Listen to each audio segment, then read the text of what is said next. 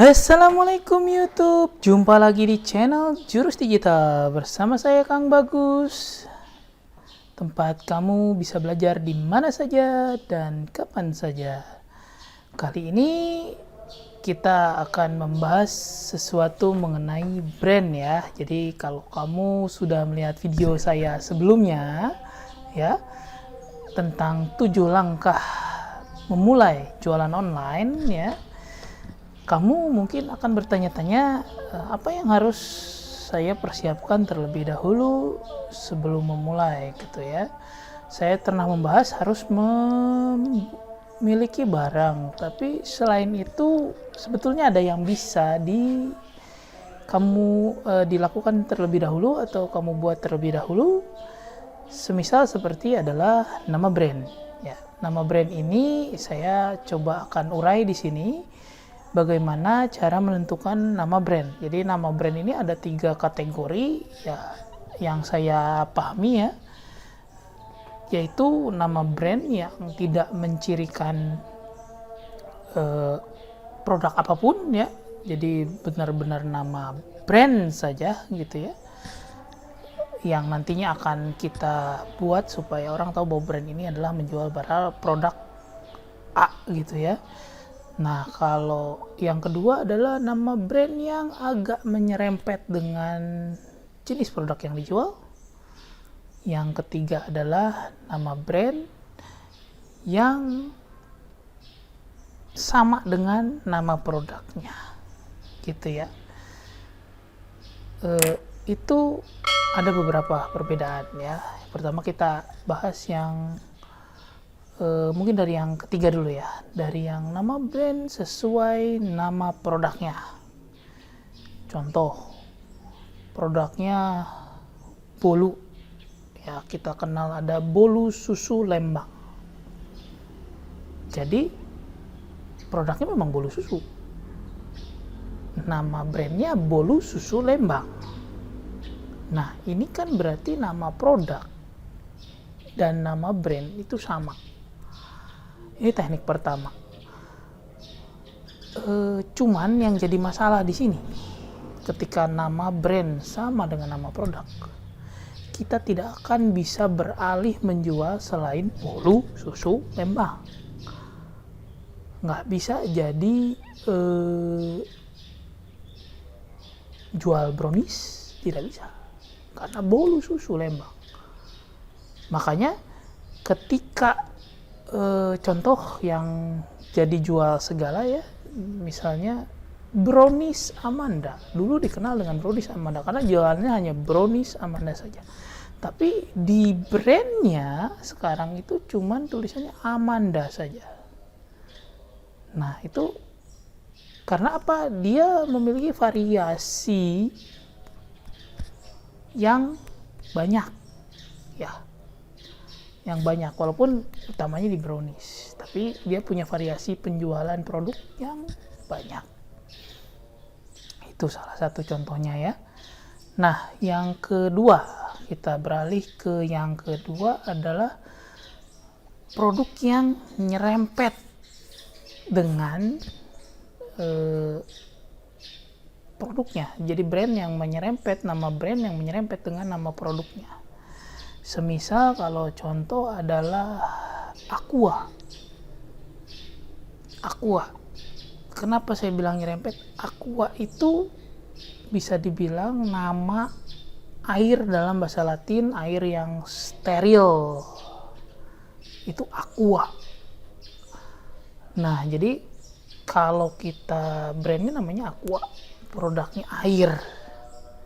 Ini masih satu jenis, tapi tidak mencirikan itu air mineral gitu. Makanya Aqua pernah melakukan inovasi, yaitu air yang manis kalau nggak salah ya waktu dulu ya.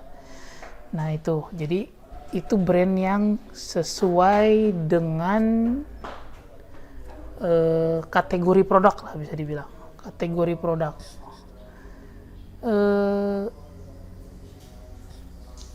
Itu salah satu contohnya yang nyerempet gitu. Nah ada yang brand tapi berbeda sekali dengan produknya. Semisal contoh, kalau di Bandung ada namanya Kartika Sari. Orang sudah mengenal brand Kartika Sari itu menjual makanan, oleh-oleh. Tapi apakah dari kata Kartika Sari itu ada sangkut pautnya dengan yang produk trennya adalah pisang bolu pisang? Apakah ada irisannya dengan bolu pisang? Tidak ada. Atau cheese roll? Tidak ada. Tapi itu produk-produk yang utamanya, dia jual produk lainnya. Akhirnya Kartika Sari adalah oleh-oleh Bandung. Nah, jadi kita bisa membuat tuh brand tuh mau yang tipe seperti apa.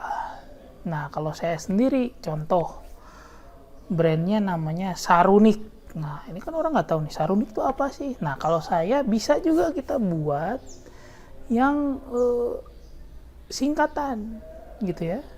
Sarunik, sarung, bantal, unik, disingkat jadi Sarunik. Atau Babe, kita pernah dengar barang bekas, itu brand. Tapi kalau kita sebutkan, orang tidak tahu, belum mengenal, itu tidak akan tahu kita jualan apa. Sarunik, Babe, apa tuh Babe?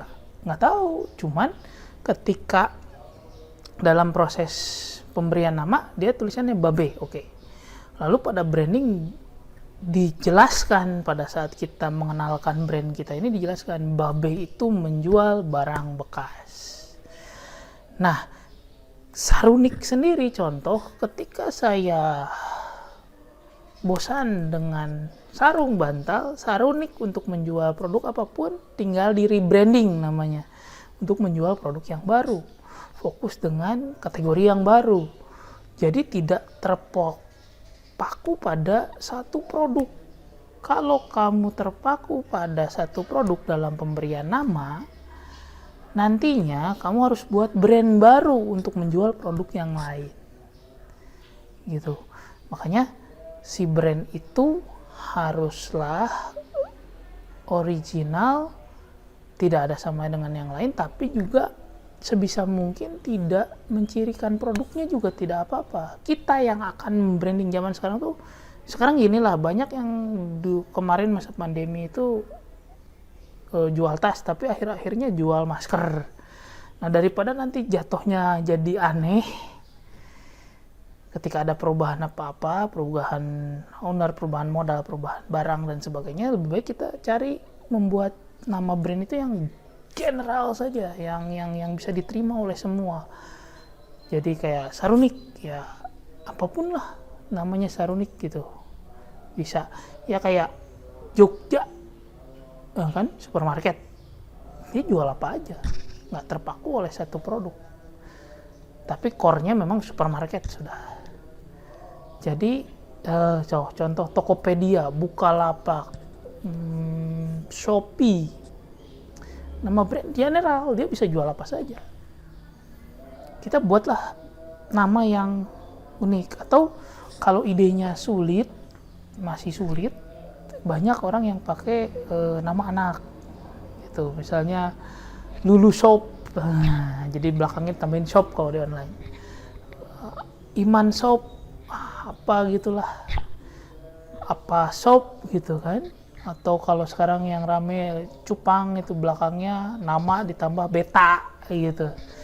Cuman kalau seperti itu akan terjadi yang nomor 2, keiris sama nggak bisa jual yang lain selain mengenai Cupang.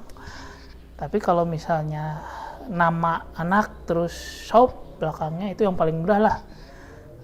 Mungkin akan banyak ya, karena nama itu banyak yang sama, akan banyak yang pakai nama itu. Ya cari berarti harus yang nama yang lebih spesifik, yang tidak ada orang yang punya, karena nanti susah bikin sosial medianya dan sebagainya gitu. Nah, itu yang perlu kamu sobat digital pikirkan untuk membuat brand. Mungkin saya cuman segitu ya kira-kira penjelasan mengenai bagaimana cara membuat brand. Bisa lihat video-video saya mengenai digital marketing maupun bisnis ya. uh, kita nanti ketemu lagi untuk ngobrol-ngobrol, bincang-bincang kelanjutannya setelah kita membuat brand itu harus membuat apa sih di online ini. Itu karena brand itu paling penting lah. Nanti kita bisa mulai, nanti selanjutnya mungkin akan menggunakan yang paling sederhana, contohnya WhatsApp marketing gitu. Apa saja sih yang bisa diolah di WhatsApp, sebetulnya kita sudah bisa jualan di WhatsApp gitu. Untuk memulai dengan sudah memiliki nama dulu terlebih dahulu tentunya ya. Jadi nanti itu sangat penting, nama dulu biar dikenal dulu, nanti kita baru mulai memarketingkannya. Semoga saya bisa menyampaikan beberapa materi nanti bagaimana cara jualan, dimulai dari handphone saja. Kita jangan menggunakan komputer dulu, maksimalkan handphone. Saya tahu, saya paham banyak yang tidak memiliki budget berlebih untuk memulai jualan online. Sekian, kalau bermanfaat silahkan di subscribe. Sampai jumpa lagi. Assalamualaikum warahmatullahi wabarakatuh.